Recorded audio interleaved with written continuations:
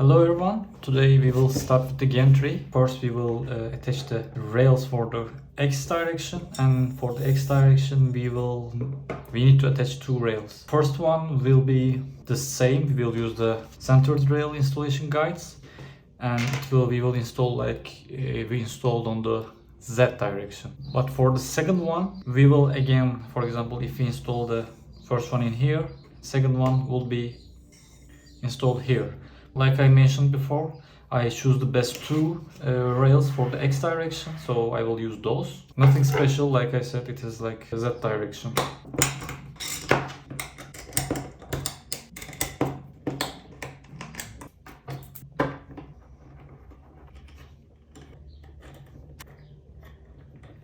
I just inserted the screws, not tightened them yet, because we want to center the rail in this direction also. For this we will use XY joints. Again, these are two of the 3D printed parts. We will use the bigger part for the aligning it. Yeah, as you can see, there's a small gap for the rails, so it will sit like this.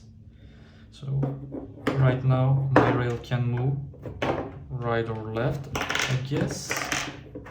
Yeah, so I will just put my joints. Yeah, it's kinda, yeah,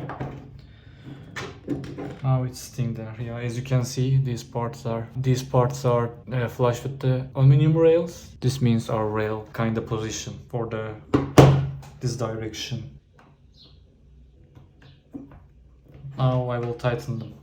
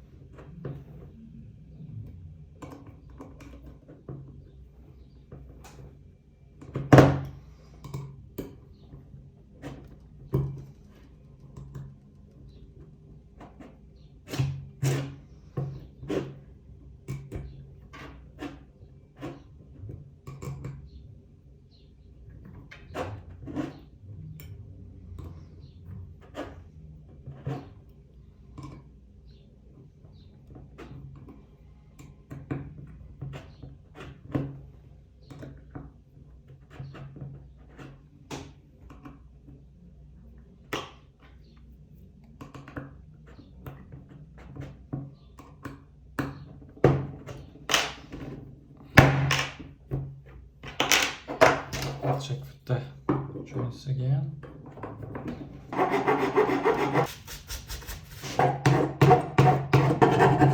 As you can see, when you put your joints to X-rail, a small, very tiny part of aluminum sticks out in here. What I did with this part, I just chamfered a bit with the file. Now it will flush with the corner of my joint, so it won't be interfering anything. It's not a sharp part, so it will not damage anything. So I've seen this trick in Discord. Someone I think had an issue with the cable. I am not sure, but I remember the cable was scratching here, so he found this solution, which is nice. Also adding the nice visual thing. The chamfer is going with the aluminum part also, so I will do the same for here, but of course I will remember that this chamfered part came here, this part of the XY joints, because that's why we are chamfering it. By the way, it will be better if you do this before installing your rails, because since it is greased, these particles, this powdered aluminum part just stick on it. So don't do it like me, do it before installing your rail. Now I will insert the second one, but since we chamfered this and placed one rail, I need to be careful about the orientation. In our gantry, this piece will be placed like this. So there will be bearing in here. So this bearing will look towards you. In that case, our first installed rail will be the bottom rail. So our second rail should be placed here. Again, I will align with these joints for the longer direction, and I will use this center jig. I didn't torque the screw of this rail except the first and last, and the rest I just snug them. We will continue with the assembling XY joints. So for that we will need M5x40s, bearings, idlers, 6mm 22 idlers, shims, and M5 hex nut. So let's get started. M540 here. This part will be idler and this part will be the bearing stack. Shim, another shim. We will place the other parts. The screw which is holding the idler, screwing to plastic, so don't go hard on it.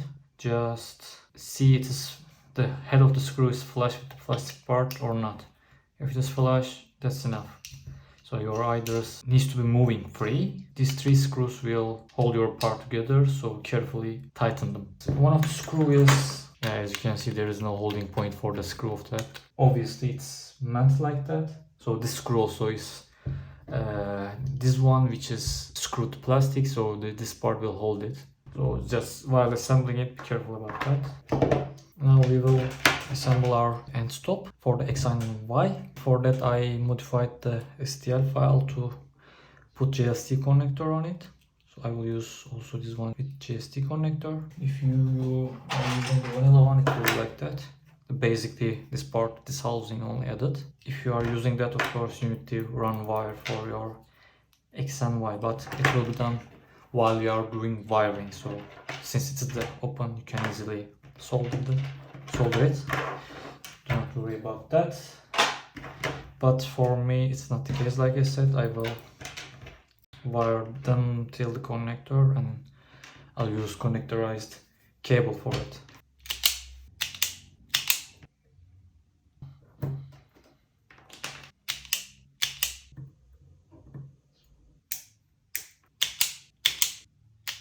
I soldered the connector. Now let's test it before screwing them. Again, by the way, I used, of course, normal closed contactor. For me, it's written on the switch. I don't know, will it be written on yours or not.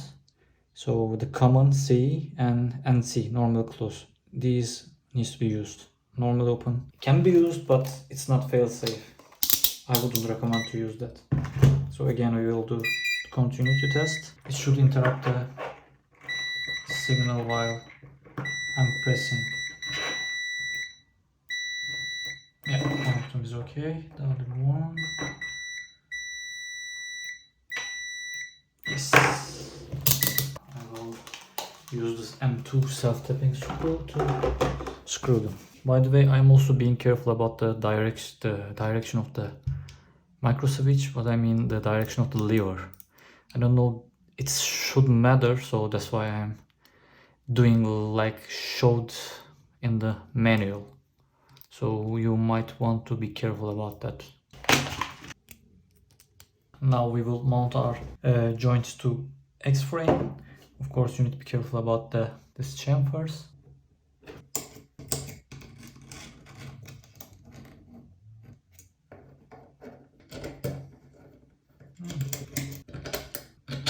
That sucks.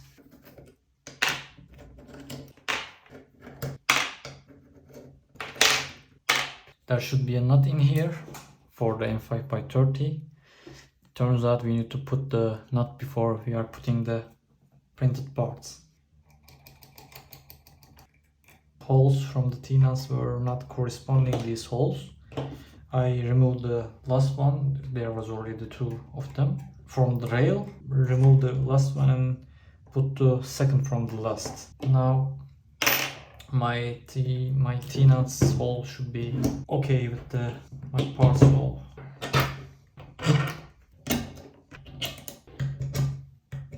I didn't tighten none of these screws because I will tighten them after installing whole gantry and moving around. For these joint parts, they will find their home position, then after that I will torque them. Now we will install the Y rails. So for that, first we will need to install our idlers, front idlers, and after installing it, we will take this point as a reference for putting the Y rails. This part needs to be flush. Then we will take this as a reference.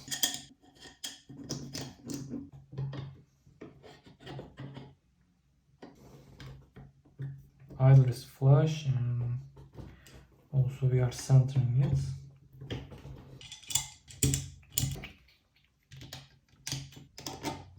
To make it easier my rail assembly, I'm also temporarily mounting this front idler to frame. After that we will align our rail in here with that part. So that's why you need to use also this cap for the holding the belt. There is a two variant of this. You need to screw with the M5 holes, and this notched part will be where the parts are not there. The flat part will look to where your idler. And again, I'm not torquing them, because like I said previously, we will just torque them after gantry is belted with the Z.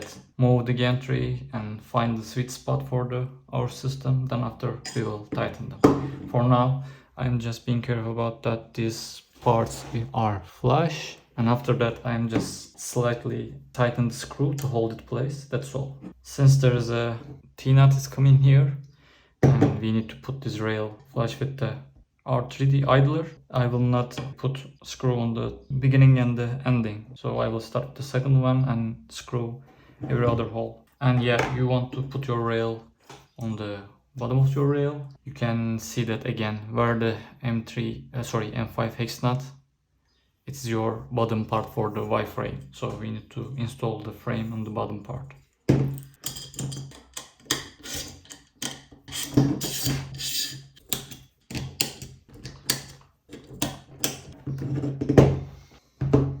Now we will install our AB drives on the frame. Again, we will use these caps. So these are the two different design of them, like I mentioned. These, with the two big holes with the M5, will sit on top, and the others will sit on bottom. As you can imagine, these are the right side when you are looking the machine, the Voron, from the front. Because this is the right Y beam. So let's try this one, if it's the correct one. Yeah, and with the logo you can see this is the front side of the drive. So when I think about it, it should sit like this with these pieces. This is the bottom part, so where this one sits. So for this you need M3 and the other one M5 nuts. So I will just place the nuts. For the upper parts we will install two M5 T-nuts with these caps. Again, yeah. We need to slide our AB drive against a rail, but it's already sitting on there. Again, I will not tighten them till the end for now. So I will do the same for the left to right beam. Now we will install the last frame of our build between these AB drives. So by the way, these 3D printed parts have little notch on them to sit in the channel, so just slide them.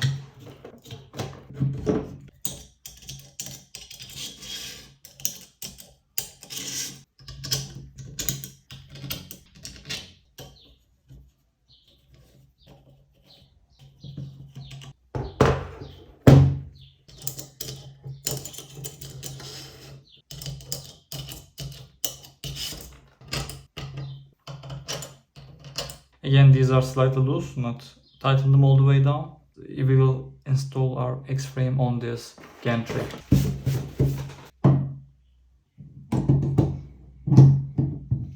will use M3 by 16. One of your joints has the cable channel. For this, we will also install our end stops. You need to use two M5 by 16. With M3 by 40, we will install our end stops.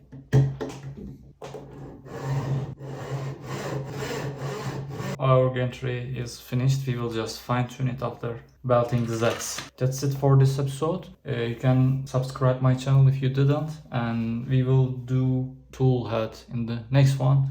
So see you in the next one.